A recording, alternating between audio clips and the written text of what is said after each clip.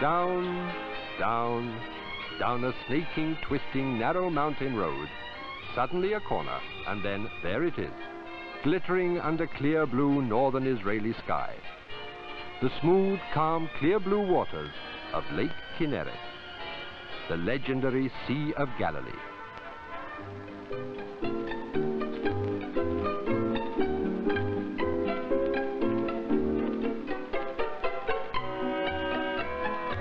As so often here in Israel, the old new names speak again from the Bible.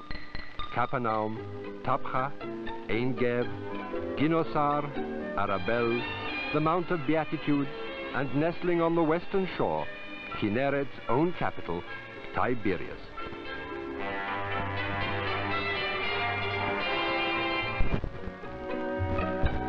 Countless travel books have familiarized tourists the world over with the statistics of Israel.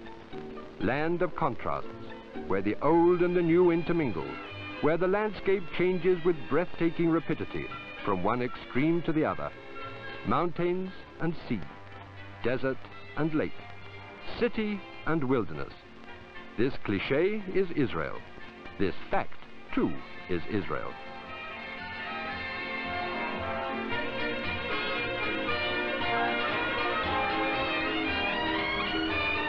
Tiberias, an hospitable town, welcoming you, the tourist, pilgrim and traveler, whether hot and dusty from the sultry city in search of relaxation, or retracing the path of history, visiting the holy places, sacred alike to Jew, Christian and Muslim, or perhaps seeking nature's cure at the famous hot springs, hoping to cure aching limbs or perhaps revive jaded spirits.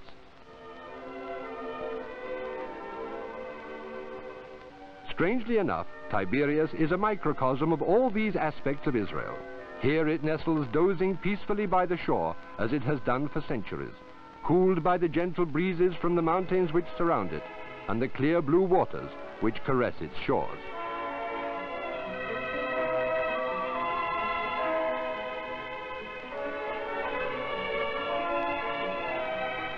Here Drew's women bathe their weary feet in the remains of a 2,000-year-old bath, built by the pleasure-seeking Romans, who came all the way from Italy to enjoy the miraculous waters. Here a Turkish bath, a real Turkish bath, for it was constructed by the Holy Land's Turkish rulers over 100 years ago.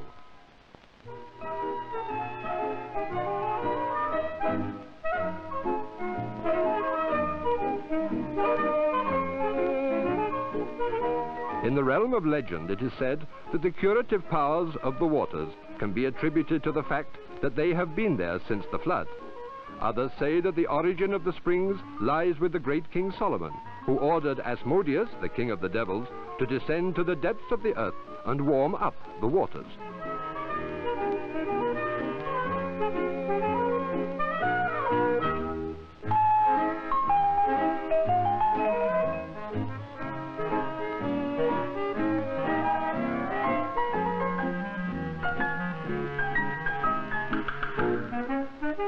These hot water springs have always made Tiberias a place of attraction. Ever since the days of the Bible, these bubbling, steamy waters have drawn rich and poor alike. Waters whose curative properties rival those of the famous European spas.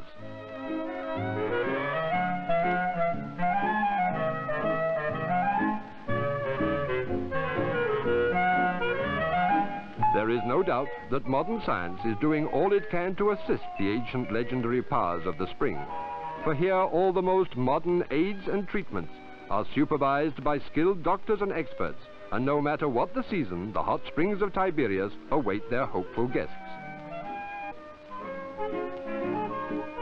Here in the bright clear air above the lake, the mountains of Galilee give one time to draw breath.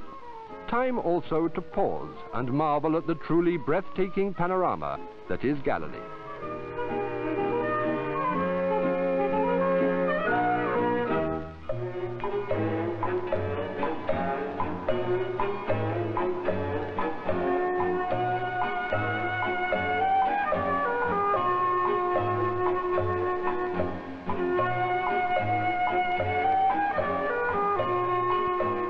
Historically, there is much to recommend the visitor to this beautiful corner of Israel.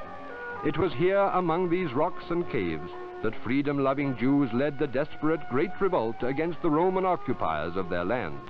A magnificent gesture, but that was all, for it was a revolt doomed to failure.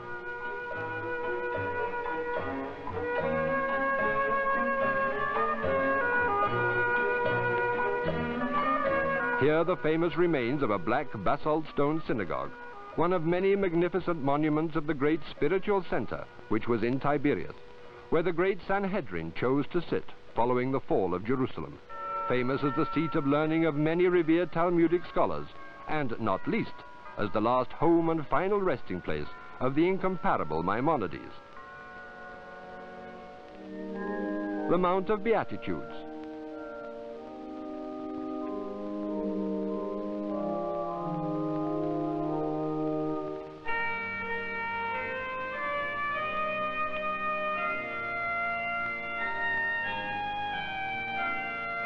Tebcha.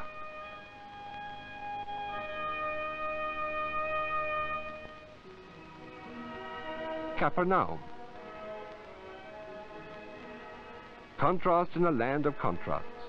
Alongside modern settlements, echoes of the past. The magnificent Roman amphitheater at Beit Sha'an, the old synagogue at Beit Alpha, the serene slopes of Mount Tabor, Yodfat, tragic memories, and farther back still in time the prehistoric caves of Wadi Amud and its traces of Neanderthal man.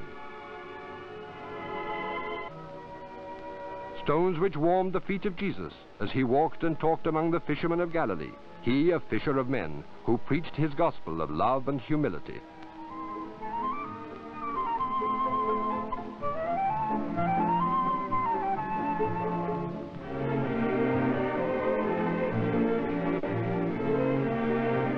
This lake, these mountains, a landscape that has known many rulers, the Romans, Byzantines, Persians, Arabs, Crusaders, where Saladin drove the infidel from the Holy Land, only to submit in turn to the Turk.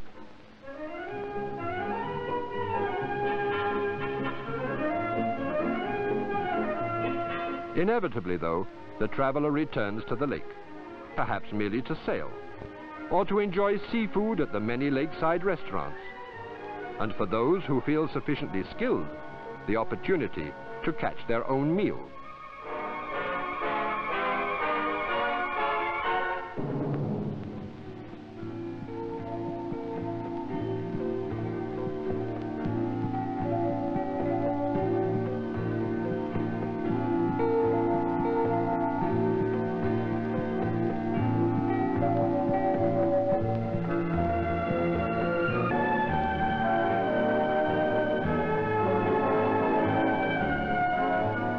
Other attractions are the many camping sites dotted around the lake, quiet corners for people to relax and forget the cares that surround them.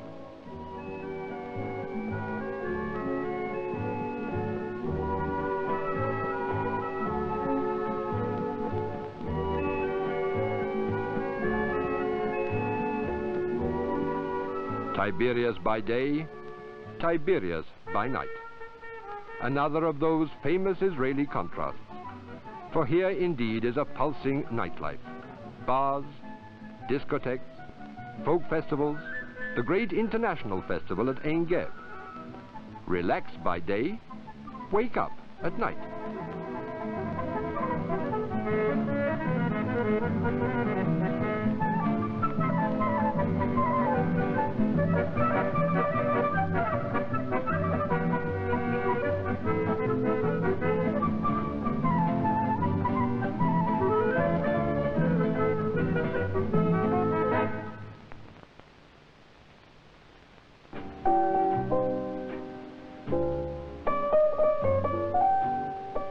Here, perhaps, Tiberias might reluctantly be compared to other cities. Otherwise, it's unique.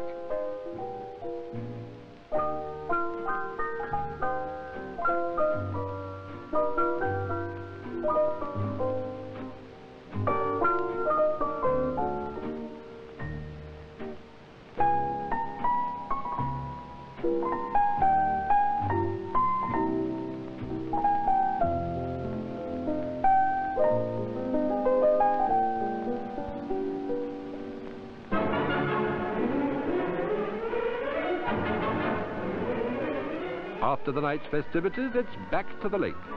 This time for whatever form of sport appeals to you. There's nothing quite like messing about in boats, and that's just what the experienced holidaymaker does at Galilee. Some prefer rowing or sailing, others closer communion with the water and the most exhilarating of water sports, water skiing, or if you prefer it, water kiting.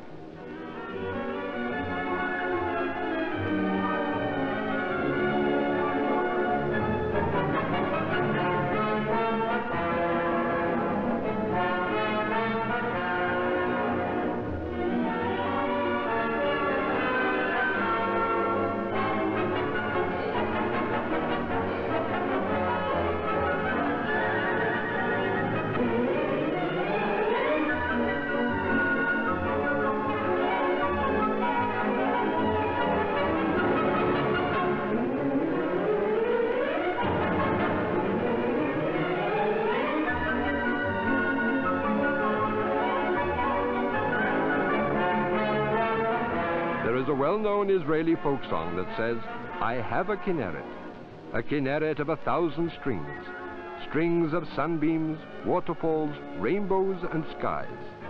It's you I shall love forever.